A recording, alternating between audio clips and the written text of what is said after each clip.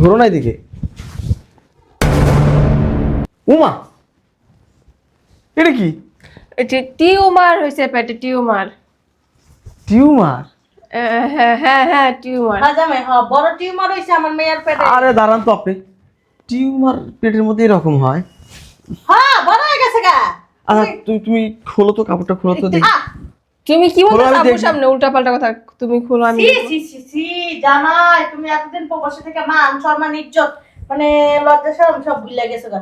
আম্মুর সামনে লজ্জা পাও? হ্যাঁ লজ্জা পাই। হ্যাঁ আম্মা, আপনি যান তো। কই যাবো? আরে আপনি যান না। আম্মু কই যাইবো? আরে আপনি যান না। আরে যান না, যান। এদিকে আসো, এদিকে এদিকে।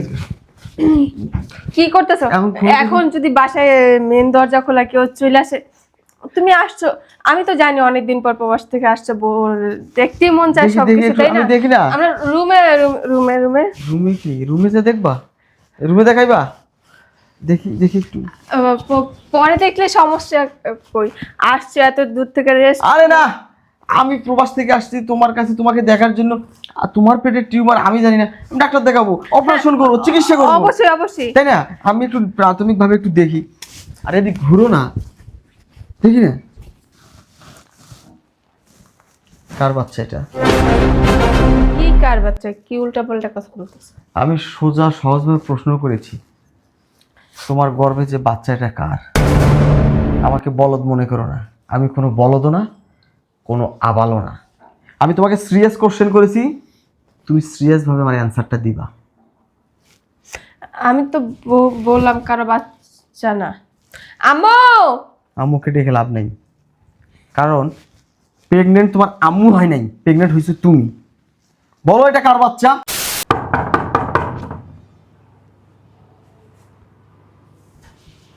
আসতেছি। কি আসলো আবার?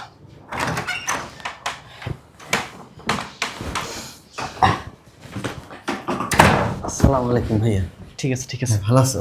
হ্যাঁ ভালো আছি, তুই ভালো আছিস? হ্যাঁ ভালো আছি। আচ্ছা দাঁড়া, তোর ভাবিকে ডাক দি। এই কই তুমি? দেখো কে আসছে। কে আসছে? আরে রিপন, তুই কখন আসলি? এই তো ভাবি। আসসালামু আলাইকুম। আরে থাক থাক। ভালো আছো? জি ভালো। ইয়ে, আচ্ছা আমি একটা জিনিস বুঝলাম না, তুই হুট করে চলে আসলি, আমাদেরকে তো কিছু জানালি না। হ্যাঁ একটা কল দিলেই পারতি, আমরা এয়ারপোর্ট থেকে তোর গিয়ে আনতাম। আসলে হয়েছে কি, এই আসার আগে বললে তো সারপ্রাইজ দিতে পারতাম না, এই সারপ্রাইজ দেওয়ার জন্য না বলে আসছি। আর একটা কথা, আমি কিন্তু একবারে চলে আসছি। মানে বুঝলাম না। হ্যাঁ ভাইয়া, ওই দেশের ভিসার মেয়াদ শেষ, আর হচ্ছে আমি এখন অন্য কোনো দেশে যাওয়ার প্ল্যান করছি আর কি। আচ্ছা খুব ভালো করছিস, খুব ভালো। হ্যাঁ কি রে, কি করতেছিস? না ওই আকিকে দেখতেছি না, আকি গো। ও তোর বউ তো বাপের বাড়ি গেছে। কি বাপের বাড়ি? হ তোর বউ তো নতুন কইরা ফন্দি করতেছে। হ্যাঁ বাপের বাড়িতে গেছে ডাক্তার দেখাইতে, 5-6 মাস হলো। তুই জানোস না? 5-6 মাস হয়ে বাপের বাড়ি গেছে ডাক্তার দেখাতে? কই আমি তো জানলাম না। মা তোর কিছু বলে নাই? না। আচ্ছা একটা কাজ করো ভাবি, ভাইয়া ওই তোমার লাগেজটাকে ভিতরে উঠাও, আমি একটু আসতেছি। কই যাবি এখন আবার? আসছস এত দূর থেকে, খাওয়া দাওয়া কর তারপরে যা। করবো, আমি একটু কাজ আছে, কাজটা শেষ করে আসতেছি। বুঝলাম না। কিচ্ছু না, তোমরা লাগেজের ভিতরে যাও, আমি আসতেছি। আচ্ছা তাড়াতাড়ি আসিস। পাগল টাগল হয়ে গেল নাকি? বুঝলাম না কিছু। এতদিন পর দেশে আসলো, বাসায় না ঢুকে আবার চলে গেল। আচ্ছা ঠিক আছে, লাগেজটা লও, ভিতরে আসো। পাগল পাগলই থাকা যাবে। বান্ধবী, এই বান্ধবী, কই রে তুই? এই মাইয়াটার একদিনও বাসায় এলে পাই না, পইরা পইরা ঘুমায়। কি রে? কিরে, তুই কখন আসলি? মাত্র আসলাম, কখন থেকে ডাকতেছি তোরে, একদিনও এসে তোর বাসায় পাই না, ঘুমাস খালি। ঘুম ছাড়া কি করবো বল? কি রে, দুলাভাই কবে আসছিল? এই 6-7 মাস আগে। ও, আমার তো কিছু কইলি না। না বলবো বলবো আর বলা হয়নি। আচ্ছা ভিতরে চল। মিষ্টি খাওয়াবি না? হ্যাঁ খাবি তো, সমস্যা কি? মিষ্টির কথা যেন মনে থাকে। চল ভিতরে। আয়। আসো আসো বসো। আজকে থাইকে গেলেই পারতাম না। না আন্টি, কাজ আছে, আরেকদিন আসবো না, আজকে যাই থাক। থাকো না। না আরেকদিন আসবো না, থাক বান্ধবী, আরেকদিন আসবো না, ঠিক আছে? আচ্ছা ঠিক আছে। ভালো থাক। এখন তো খাওয়া দাওয়াও করলা না। না আন্টি, আরেকদিন এসে খাবো না। মাইয়ারা কিন্তু ভালো আছে, হ্যাঁ মা।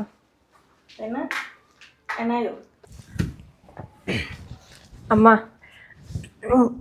কয়েকদিন ধরে না তোমার একটা কথা বলবো কিন্তু আর বলা হয় না। কি কথা বল। তোমাদের জামাই যদি হুট করে দেশে চলে আসা আমার এই অবস্থা দেখে, তখন আম্মা কি হইব? সব কি অবস্থা হইব আবার? দেখলে দেখবো। আর যার বাচ্চা তোর পেটে, তুই তো কইছস যে ওই ছেলে তোরা বিয়ে করবো, তাহলে সমস্যা কি?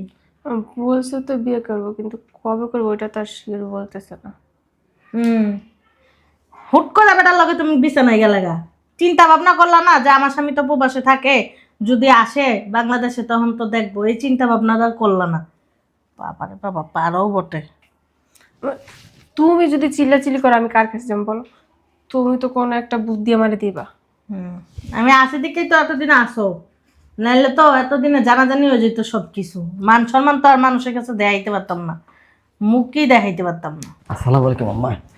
আম্মা ভালো আছেন? তুমি জামাই, তুমি কবে আসলা, কখন আসলা? আম্মা আমি আজকেই দেশে আসলাম, এসে বাড়িতে দেখি ও নাই, ও তাই ভাবলাম ও তো আপনাদের বাসায় আছে, তাই চলে আসলাম। হ্যাঁ, আমার মেয়ের তো শরীর ভালো না আজকে কতদিন ধরে। হইলো তোমার বাড়ির সবাই ভালো আছে না? আচ্ছা তুমি বসো, আমরা নাস্তা নিয়ে আসতেছি। চলো। আচ্ছা কি এমন তুমি আমার কাছে না আসে এমন?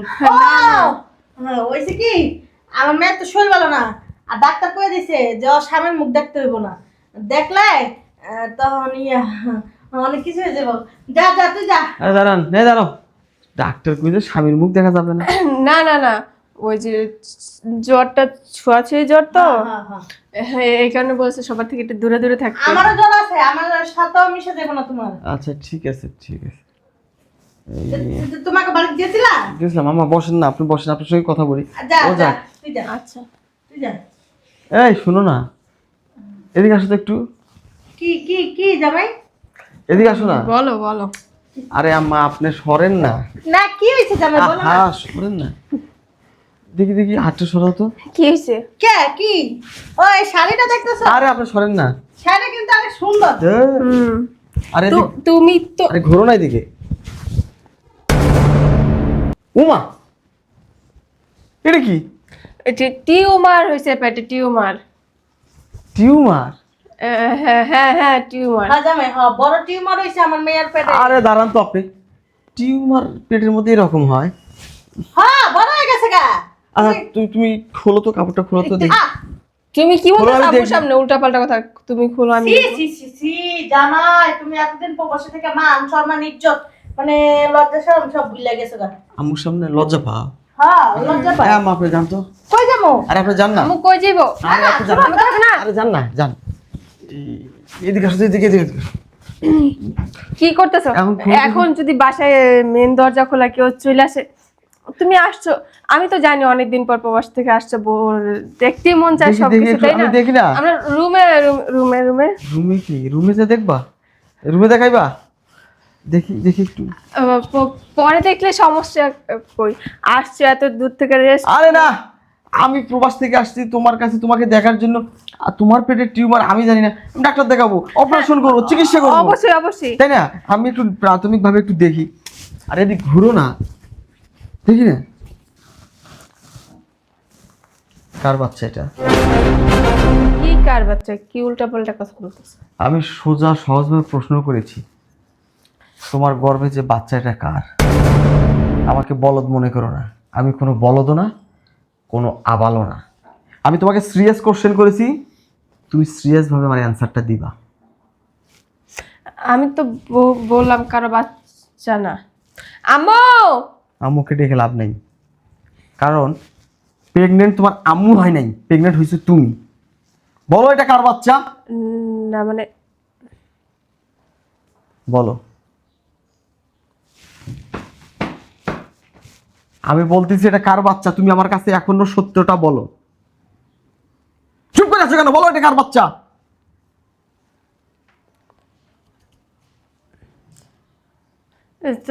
তোমার কার হবে বলো। ও আচ্ছা, বুঝতে পারছি। আমার বাচ্চা, এটা আগে বললেই তো হতো। এত ইয়ের ব্যাপার আছে। আমি প্রবাসে গেছি আজকে কয় বছর? 7 বছর। বিয়ে করার কয় মাস পর গেছি?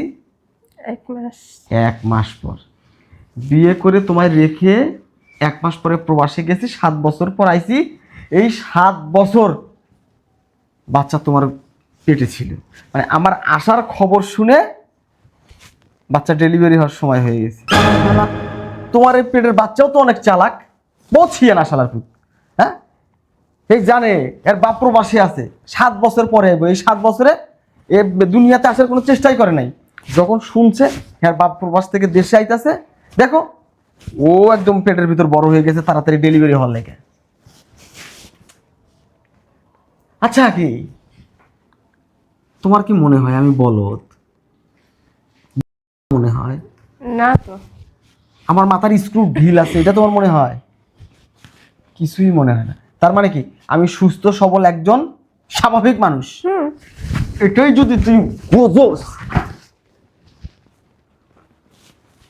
তাইলে আমি প্রবাসে, তোর পেটে বাচ্চা, 7 বছর নাই দেশে, না তোর সঙ্গে শুয়েছি, না তোর সঙ্গে ঘুমাইছি, না তোর সঙ্গে আমি কোনো ফিজিক্যাল সম্পর্ক করাইছি। কেমনে তোর পেটে গর্ভ, কেমনে তোর গর্ভে বাচ্চা আসে? এটা যদি পাবনার কোনো মেন্টাল হসপিটাল থেকে কোনো পাগলকে নিয়ে আসি কথাটা বলতি, এই শালার পুতু তো বুঝতো যেটা আমার না। অথবা সে পাগল ছাগল বুঝলেও বুঝতে পারতো আমি তো পাগল না, আমি একজন প্রবাসী। আরে আমি একজন প্রবাসী। এই যে মাথার ঘাম দেখোস না, হ্যাঁ, চুয়া চুয়া চুয়া চুয়া এই জুতার ফন্দের মধ্যে ঢোকে। যখন রাস্তা হাঁটি না কাজের সময় চেক চেক করে, জুতা খুইলা ঘাম এইভাবে ঝাড়ি ফেলাই, এরপরে আবার কাজ করি। হ্যাঁ, ওখানে ডিউটি শুরুর টাইমটা ঠিক আছে, ডিউটিটা শেষ হবে কখন এই টাইমটা আমাদের জানা নাই। আমাদের খাওয়ার টাইমটাও ঠিক নাই। কখনো ওই 90 তলা উপরে, 70 তলার উপরে পাখির মতো ডালে ডালে বসে কোনো মতো একটু মুখে খাবার দিয়ে জীবনটারে বাঁচাই।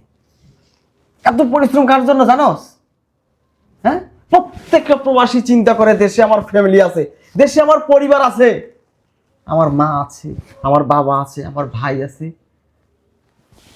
আমার বউ আছে। যে মানুষটা দিনের পর দিন, রাতের পর রাত আমার মতো হতভাগা প্রবাসীর অপেক্ষায় আছে, রাতে ঘুমায় না আমি তার পাশে নাই জন্য, সে ভালো মতো খায় না আমার চিন্তা হয় জন্য। প্রত্যেকটা প্রবাসী এই চিন্তা করে দিনের পর দিন, মাসের পর মাস, বছরের পর বছর কাটাই দেয়। এক বুক আশা, টাকা পয়সা ইনকাম করে বাড়িতে গিয়ে ফ্যামিলি নিয়ে সুখে সংসার করবে, বউকে অনেক ভালোবাসা দিবে, অনেক আদর দিবে, অনেক শোয়াক করবে।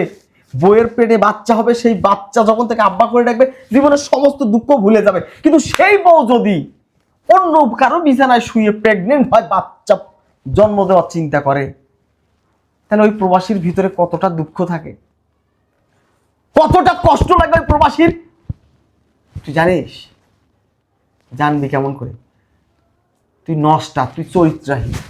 যে নষ্ট আছে, চরিত্রহীনা, এদের হিতাহিত কোনো জ্ঞান নাই। এরা যখন যেটা মন চায় তখন সেটা করে। এক বুক আশা নিয়ে দেশে আইছিলাম,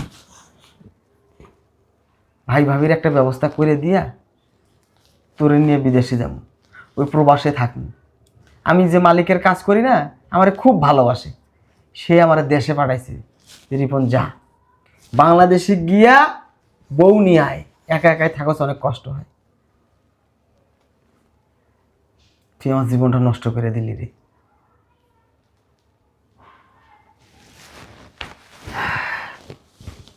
আর কিছু বলবো না। এই বাচ্চার বাপ যে, এই বাচ্চার মালিক যে, তার সাথেই সংসার করিস।